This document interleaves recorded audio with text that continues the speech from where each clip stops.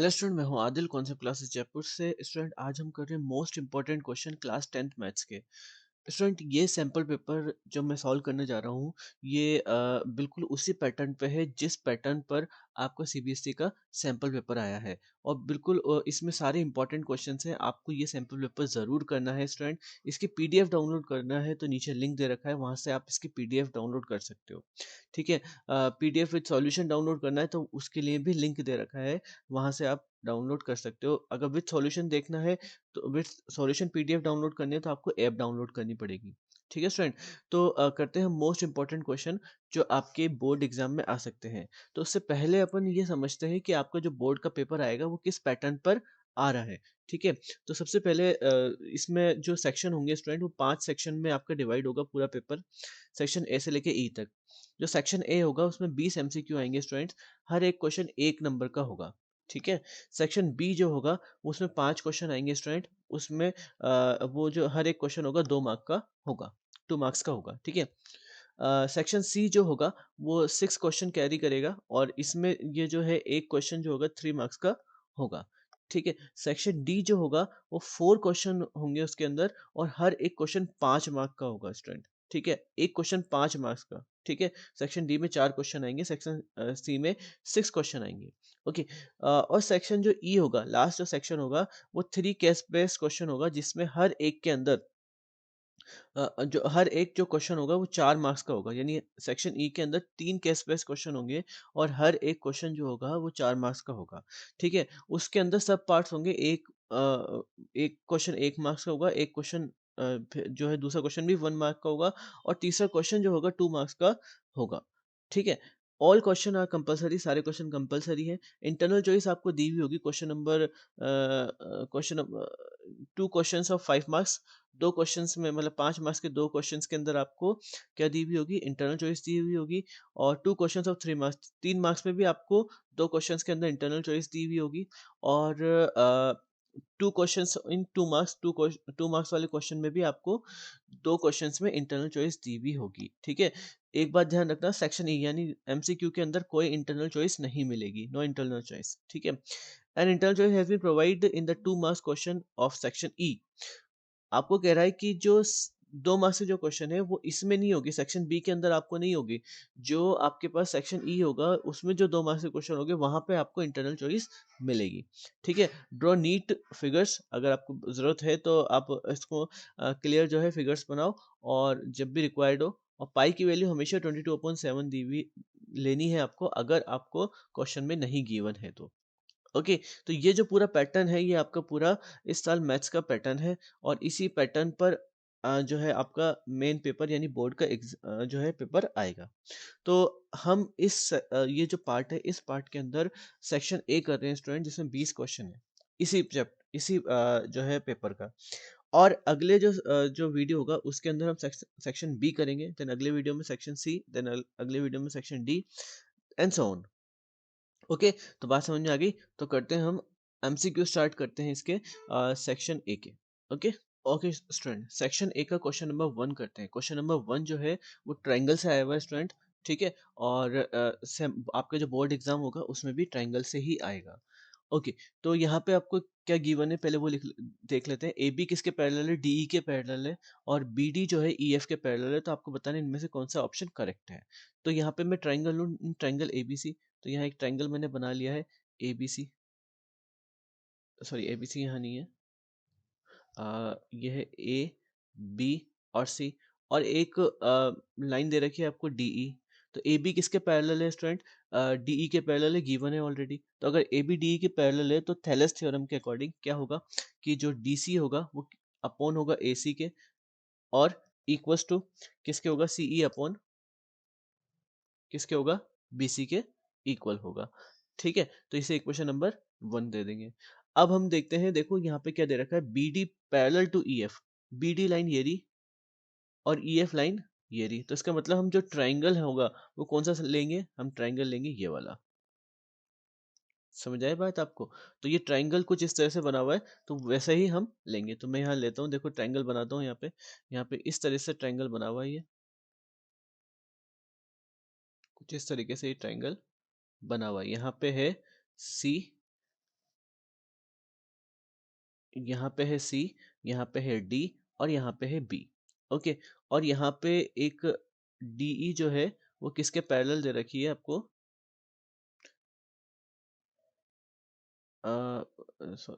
Sorry, EF parallel दे रखी है। ओके, ईएफ किसके पैरेलल दे रखी है? बीडी के पैरेलल दे रखी है। तो यहाँ पे ये ईएफ मैं बना देता हूँ, ये ईएफ मैंने बना दी है, ये ई है और ये एफ है।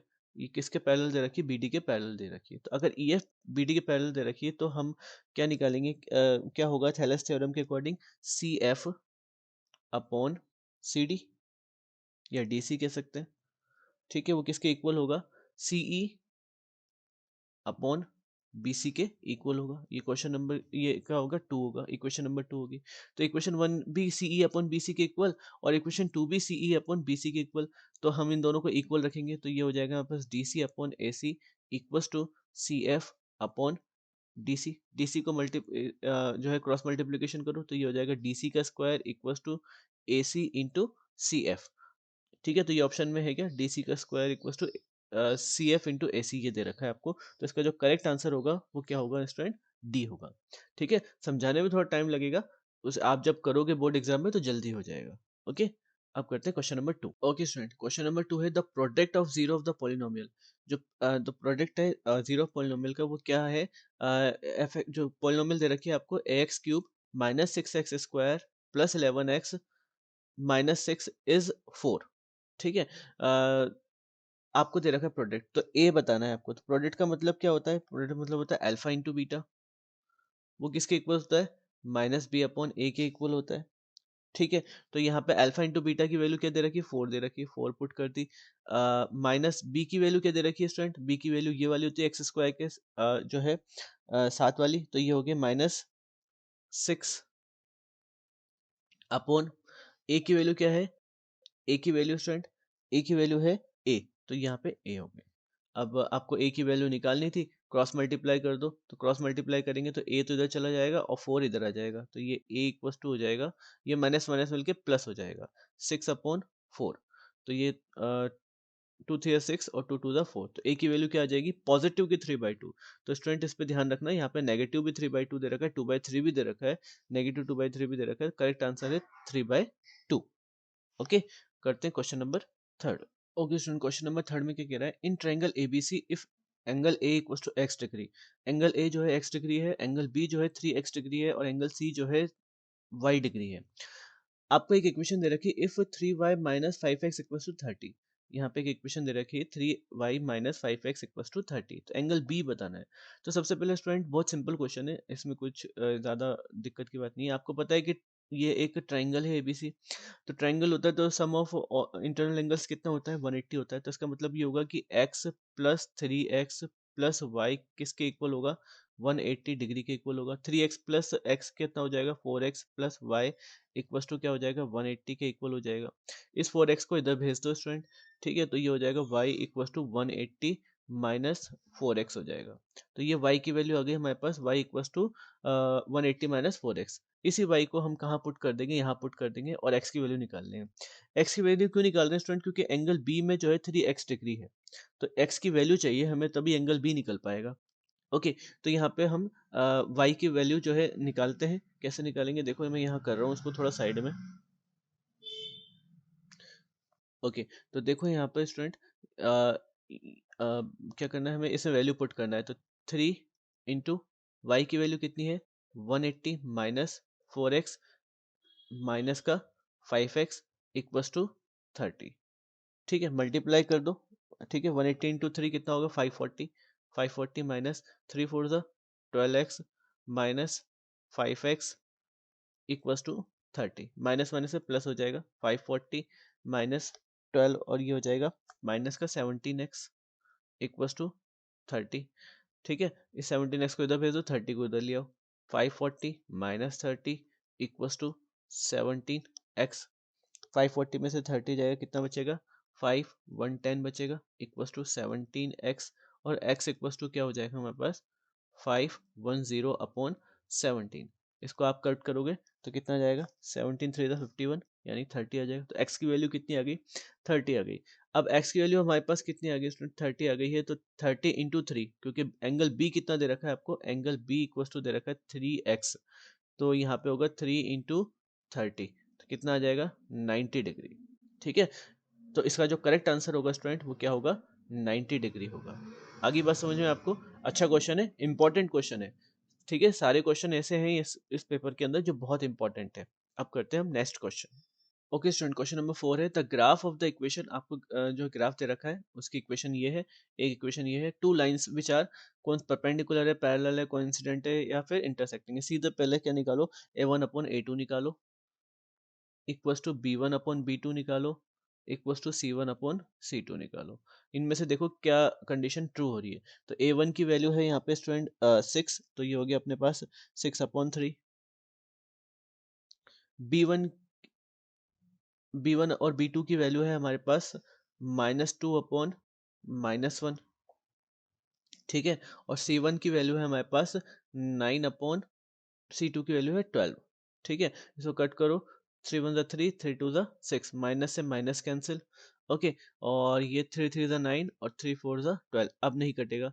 तो आप देख रहे हो यहाँ पे a1 अपॉन a2 किसके इक्वल आ रहा है, b1 अपॉन b2 के आ रहा है, बट नॉट इक्वल टू आ रहा है c1 अपॉन c2 के। तो कंडीशन कौन सी आई हमारे पास, a1 upon a2 is equal to b1 upon b2 is not equal to c1 upon c2। तो इसका मतलब ये लाइंस कौन सी होंगी स्टूडेंट, ये लाइंस होंगी पैरेलल।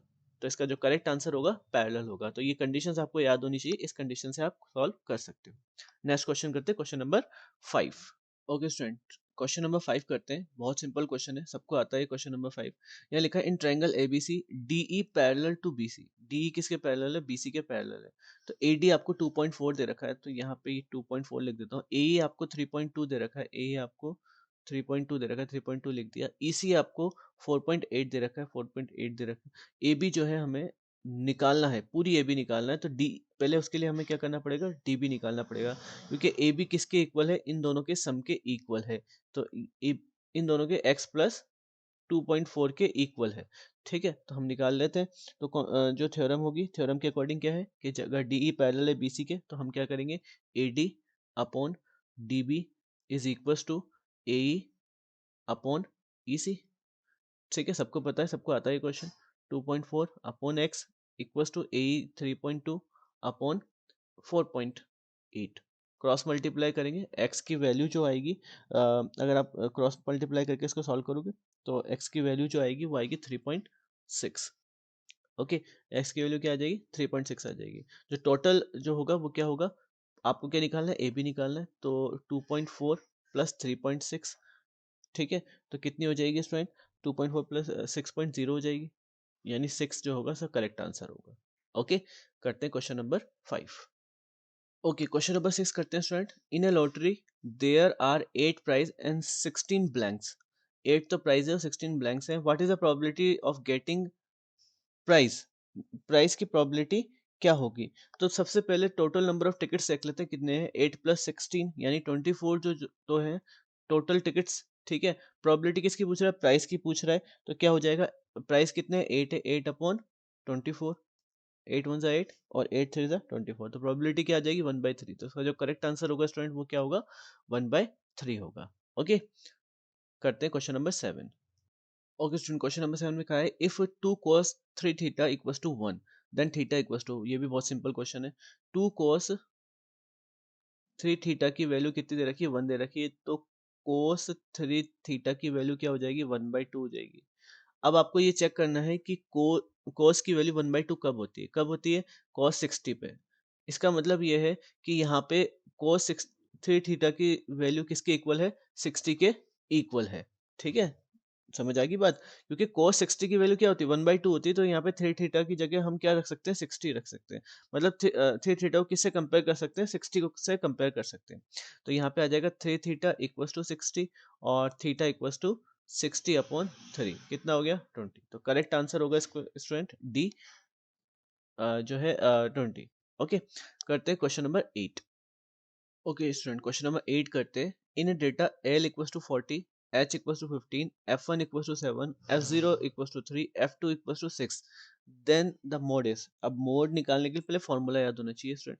क्या होता है मोड का फॉर्मूला? मोड इक्वल्स टू होता है student L plus f1 minus f0 upon 2f1 minus f0 minus f2 into h। ये सारी चीजें आपके पास होनी चाहिए, तब जाके आप क्या निकाल सकते हैं? मोड निकाल सकते हो। वैल्यूज पुट करोगे तो ये हो जाएगा 40 plus F one minus F zero, F one की वैल्यू 7, 7 - 3, ठीक है, 2f1 यानी 2 इंटू 7 माइनस एफ जीरो की वैल्यू 3 माइनस एफ टू की वैल्यू 6 इंटू एच की वैल्यू कितनी दे रखी है स्टूडेंट? 15। तो यहाँ पे मैं 15 कर देता हूँ, ठीक है।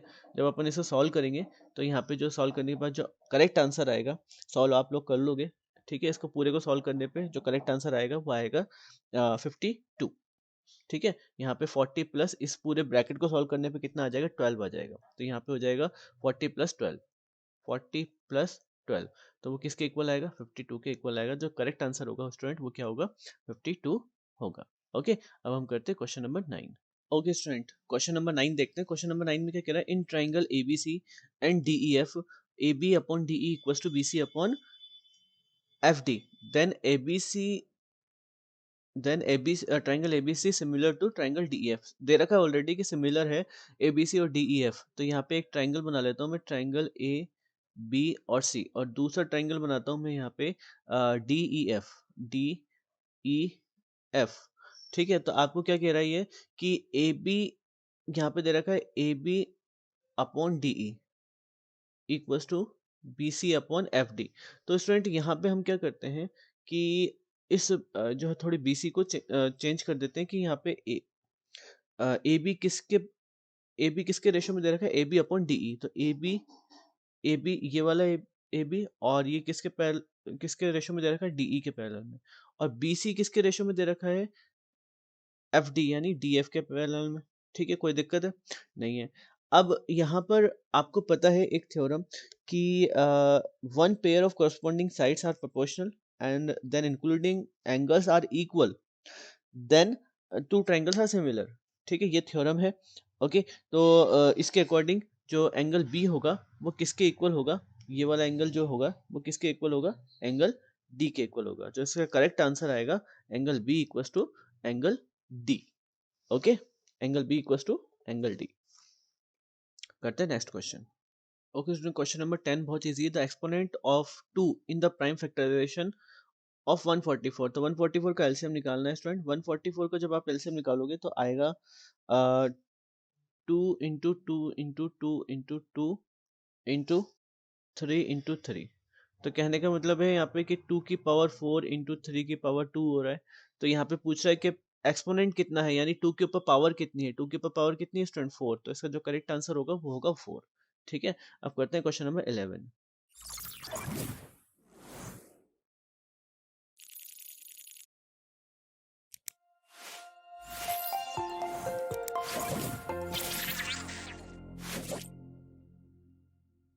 ओके स्टूडेंट, क्वेश्चन नंबर 11 में आपको कह रहा है कि एक इक्वेशन है x square minus 5kx plus 16 has equal roots. कौन से रूट्स हैं? Equal roots. इक्वल रूट्स की कंडीशन क्या होती है? B square minus 4ac equals to किसके इक्वल होता है? 0 के इक्वल होता है।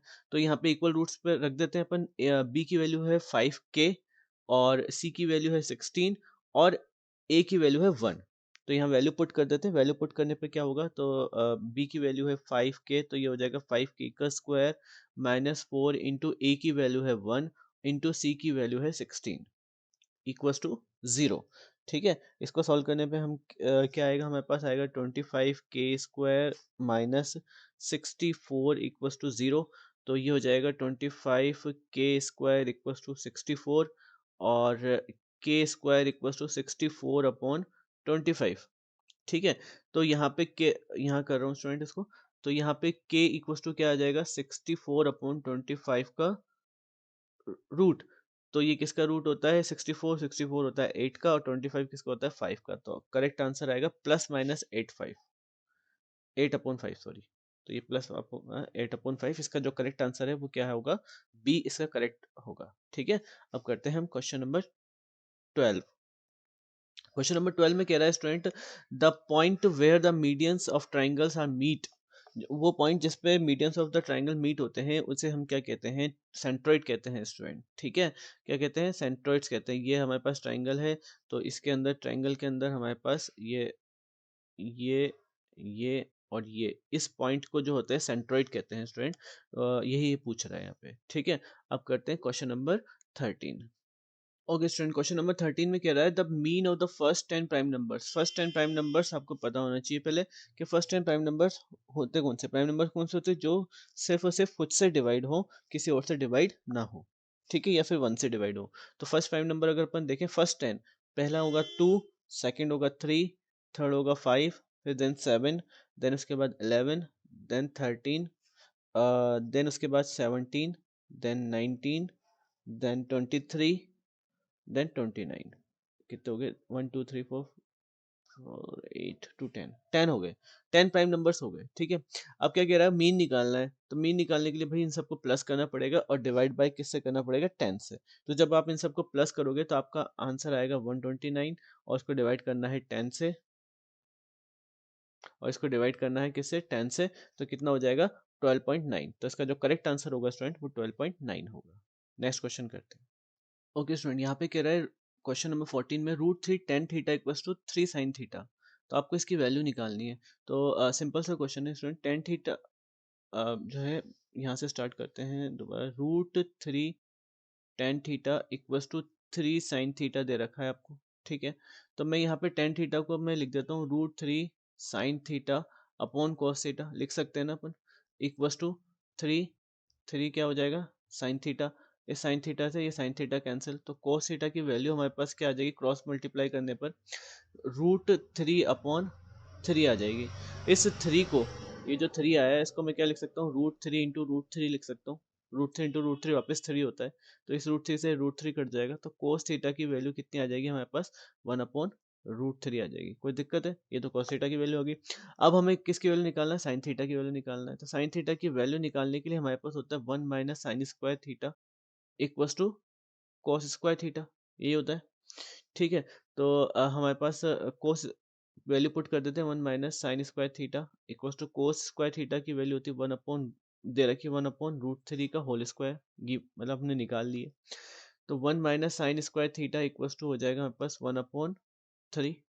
ठीक है, और साइन स्क्वायर को इधर भेज दो, 1/3 को इधर भेज दो, तो ये हो जाएगा 1 - 1/3 इक्वल्स टू sin² थीटा। इसको सॉल्व करेंगे तो sin² थीटा की वैल्यू हमारे पास आ जाएगी √2/3। ठीक है, तो यहाँ पे मैं लिख देता हूँ sin² थीटा इक्वल्स टू कितना आ जाएगा, इसको सॉल्व करने पे sin² थीटा आ जाएगा 2/3।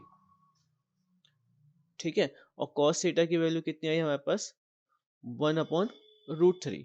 ओके, तो अगर cos² थीटा की वैल्यू निकालेंगे अपन यहाँ पे, तो cos² थीटा इक्वल्स टू हो जाएगा 1/3 हो जाएगा ना स्टूडेंट, क्योंकि यहाँ पे रूट का स्क्वायर करेंगे तो वापस से क्या आ जाए, 3 आ जाएगा। तो यहाँ पे इसको वैल्यूज पुट कर देते हैं क्वेश्चन के अंदर, जहाँ पे ये कह रहा है sin² थीटा, यानी पहले क्या क्या आएगा, 2/3 माइनस फिर क्या आएगा, 1/3। ठीक है, तो कितना आ गया, 2 - 1 1/3। तो इसका जो करेक्ट आंसर है स्टूडेंट वो है D 1/3। ओके, ये डी जो है जो है ऑप्शन इसका वो करेक्ट है, 1/3। बहुत सिंपल सा क्वेश्चन था, बस थोड़ा सा दिमाग लगाना था। अब करते हैं question number 15। Okay student, question number 15 करते हैं। A pole cast a shadow of length 2√3।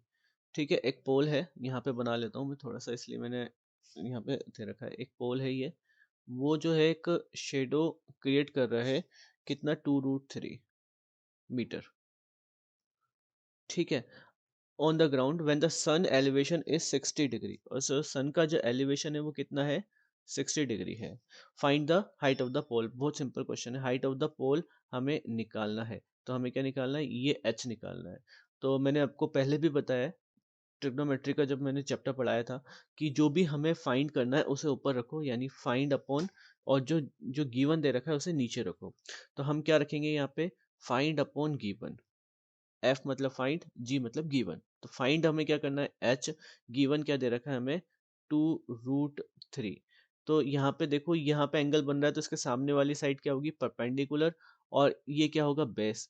तो पंडित भोला प्रसाद हर हर बोले, इसके अकॉर्डिंग P अपॉन बी किसकी वैल्यू होती है, 10 की वैल्यू होती है। तो यहाँ पे आएगा 1060 इक्वल्स टू H अपॉन 2√3। 1060 की वैल्यू पता होना चाहिए अच्छे से, क्या होती है, √3 होती है।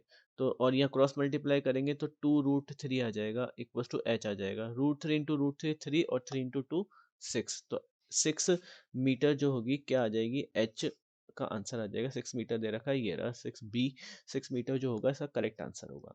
ठीक है, अब करते हैं हम question number 16। Okay student, question number 16 देखो, in figure a circle touch the side DF of triangle EDF at H, okay, and touches ED and EF produce at K and M respectively. If EK equals to 9 centimeter, then the perimeter of EDF, इस EDF का perimeter निकालना है student. ठीक है, तो आप देख रहे हो कि ये E जो है एक्सटर्नल पॉइंट है। मैं थोड़ा इसको जूम कर देता हूँ, समझ आएगा आपको। यहाँ पे आप देख रहे हो कि E जो है एक्सटर्नल पॉइंट है और K जो है टेंजेंट है, E के जो है टेंजेंट है पूरा। तो E के किसके इक्वल होगा स्टूडेंट, E के इक्वल होगा EM के, क्योंकि हमने पढ़ा है कि एक्सटर्नल पॉइंट से दो टेंजेंट्स के जो लेंथ होती है वो क्या होती है, इक्वल होती है। तो E के किसके इक्वल होगा, EM के इक्वल होगा। ठीक है, ठीक उसी तरह यहाँ पे D भी जो है इस सर्किल के लिए एक्सटर्नल पॉइंट है। तो यहाँ से DH और डी के वो भी क्या होंगे, इक्वल होंगे। तो लिख देता हूं मैं यहाँ पे D H equals to D के इक्वल होंगे। ठीक उसी तरह इस ये एफ भी एक्सटर्नल पॉइंट है, तो ई एच और ई एम भी क्या होंगे, आपस में इक्वल होंगे। तो यहाँ पे मैं E H equals to, E M नहीं है सॉरी, एफ एम है, ये एफ एम भी आपस में क्या होंगे, इक्वल होंगे। ठीक है, अब किसका पैरामीटर पूछ रहा है भाई, ट्राइंगल का पैरामीटर पूछ रहा है ईडीएफ का, ईडीएफ का। तो ट्राइंगल का पैरामीटर किसके इक्वल होगा, पैरामीटर क्या होता है, sum of all sides, ED plus DF plus ईएफओ के इक्वल होगा। ठीक है, ईडी किसके, ईडी को तो मैं ईडी लिख देता हूँ, कोई दिक्कत नहीं है, क्योंकि ईडी जो है, और जो डीएफ है, डीएफ को मैं क्या लिख सकता हूँ, मैं लिख सकता हूँ D H plus H F या एफ एच, एक ही बात है। ठीक है, प्लस ई एफ को मैं एज इट इज लिख देता हूँ। ओके, तो ये ईडी और ये जो है डी एच किसके इक्वल है, डी के इक्वल है। तो इसको भी चेंज कर देते हैं अपन। तो ईडी प्लस इस डी एच की जगह मैं क्या लिख रहा हूँ, डी के लिख रहा हूँ, क्योंकि ऑलरेडी यहाँ पे इक्वल कर चुका हूँ। ठीक है, और एच एफ की जगह मैं क्या लिख सकता हूँ, एफ एच एफ, यानी एफ एच की जगह मैं क्या लिख सकता हूँ, ये मैंने ई एच, ये एफ है students, H F equals to F M, ये मैंने, ये है हमारे पास F H equals to M. तो यहाँ पे एच एफ की जगह मैं क्या लिख सकता हूँ, एफ एम लिख सकता हूँ। ठीक है, क्या लिख सकता हूँ, F M plus E F को मैं एज इट इज लिख देता हूँ। तो ई डी प्लस डी के मिलके, ई डी प्लस डी के मिलके क्या बना रहा है, ई के बना रहा है। और एफ एम, और F M plus E F मिलके क्या बना रहा है, F M plus E F मिलके क्या बना रहा है, ई एम बना रहा है। ठीक है, ई के की वैल्यू कितनी है भाई, 9 है, और ई के किसके इक्वल है, ई एम के इक्वल है। तो 9 प्लस 9 कितना हो गया, 18 सेंटीमीटर। तो इसका जो करेक्ट आंसर आएगा स्टूडेंट वो 18 सेंटीमीटर आएगा। बहुत सिंपल है, बस खाली थोड़ा सा दिमाग लगाना है कि कैसे हम इसको ला सकते हैं। इसकी प्रैक्टिस करनी पड़ेगी स्टूडेंट, ये क्वेश्चन आपको इंपॉर्टेंट है और इसकी प्रैक्टिस जरूर करना। ओके, आप करते हैं question number 17। Okay student, question number 17 करते हैं। क्वेश्चन नंबर 17 में कह रहा है, in triangle D E F and triangle P Q R it is given that angle D equals to angle Q and angle R equals to angle E. Sorry, which of the following is not true, कौन सा इनमें से true नहीं है। तो मैं एक triangle बनाता हूँ जो डी ई एफ होगा, और एक ट्राइंगल मैं बनाता हूँ जो पी क्यू आर होगा, पी क्यू आर। ठीक है, अब कह रहा है यहाँ पे एंगल डी किसके इक्वल है, एंगल डी जो है किसके इक्वल है, वो इक्वल है सब एंगल क्यू के। ठीक है, एंगल डी एंगल क्यू के इक्वल है, और एंगल आर जो है वो एंगल ई के इक्वल है। तो एंगल आर जो है वो एंगल ई के इक्वल है। ठीक है, अब कौन सा इसमें से ट्रू नहीं है? तो स्टूडेंट आप अगर देखेंगे तो यहाँ पे देखो क्या आ रहा है, DE अपॉन QR। तो DE अपॉन QR देखो बिल्कुल सही आ रहा है, ये कॉरस्पॉन्डिंग साइड हो रही है।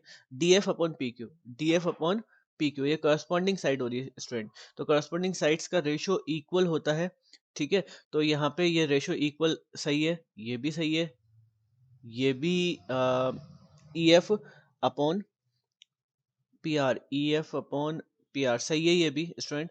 तो कौन सा सही नहीं है इसमें से, कौन सा ट्रू नहीं है? DE upon PQ। तो देखो DE अपॉन PQ, तो डी ये वाली साइड इसके करस्पॉन्डिंग साइड नहीं है स्टूडेंट, ठीक है। तो नहीं है तो इसका मतलब ये जो है गलत है। तो ये जो स्टेटमेंट है ये गलत है बिल्कुल। ओके, अब करते हैं क्वेश्चन नंबर 18। क्वेश्चन नंबर 18 में आपसे क्या कह रहा है ये कि इन जो गिवन इक्वेशन है इसमें b² - 4ac जो है वो ग्रेटर देन 0 है। तो इसका मतलब क्या है? इसका कंडीशन याद होनी चाहिए। क्या होता है इसका मतलब? Real and equal. इसके जो रूट्स होंगे वो क्या होंगे? रियल एंड इक्वल होंगे, ठीक है। यहाँ लिखा है एसेशन के अंदर क्वेश्चन नंबर 19 में कि x² + 4x + 5 हैज 2 zeros। कौन सी इक्वेशन है? क्वाड्रेटिक इक्वेशन है। क्वाड्रेटिक इक्वेशन या क्वाड्रेटिक पॉलिनोमियल है, तो उनके हमेशा जीरोस जो होंगे वो क्या होंगे? दो ही होंगे। करेक्ट है, x की दो वैल्यूज आएंगी यहाँ पे, तो ये स्टेटमेंट सही है। तो quadratic polynomial can have at most, ज्यादा से ज्यादा 2 जीरोस हो सकते हैं। ये भी सही है रीजन, ठीक है। ये रीजन भी क्या है? सही है। तो इसका जो करेक्ट ऑप्शन होगा वो होगा assertion and reason both are correct and reason is the correct explanation for the assertion, ठीक है। क्वेश्चन नंबर 20 देखो। क्वेश्चन नंबर 20 में कह रहा है कि 2 identical solid cubes of side 5 centimetre are joint end to end, the total surface area is 350। तो आप निकाल लेना स्टूडेंट। ये एक क्यूब है, मैं एक क्यूब बना देता हूँ यहाँ पे। ये मैंने क्यूब बना दिया एक, ठीक है। और इसको ज्वाइन कर दिया हमने, जिसकी साइड 5 है तो सारी साइड 5 है, और इसको एंड टू एंड से ज्वाइन कर दिया, तो यहाँ पे एक और क्यूब बन जाएगा कुछ इस तरीके से। ये थोड़ी दिक्कत आती है बनाने में, लेकिन बन गया ये इस तरह से हमने जोड़ दिया। तो टोटल जो हमारे पास लेंथ हो गई यहाँ पे वो हो गई 5 + 5 यानी 10, और ब्रेथ जो है हमारे पास 5 ही रही, और हाइट हमारे पास जो है 5 ही रही। तो इसका टीएस से निकाल लेना। अगर टीएस से 350 आ रहा है जब, तो ये स्टेटमेंट करेक्ट है, ठीक है। तो जब मैंने टीएस इसका निकाला तो इसका टीएस जो है टोटल सरफेस एरिया जो है वो 350 नहीं आ रहा है, तो इसका मतलब एसर्शन रॉन्ग है। तो टोटल सरफेस एरिया ये तो फॉर्मूला बिल्कुल सही है, तो इसका मतलब एसर्शन गलत है और रीजन सही है। तो इसका जो करेक्ट ऑप्शन होगा स्टूडेंट वो डी होगा, A is false but R is true. तो ये हमारा सेक्शन ए कंप्लीट हो चुका है स्टूडेंट। इसी के नेक्स्ट वीडियो में ऊपर आई का बटन दबा के आप देख सकते हो सेक्शन बी हम स्टार्ट करेंगे, जिसमें आपके पास कितने क्वेश्चन होंगे जो मैंने आपको बताया है यहाँ पे कितने क्वेश्चन होंगे सेक्शन बी के अंदर। सेक्शन बी में हमारे पास होंगे 5 क्वेश्चन, और ये पांचों क्वेश्चन हम सेकेंड वीडियो में करेंगे। Okay, take care, bye bye, ध्यान से पढ़ो, एग्जाम टाइम है।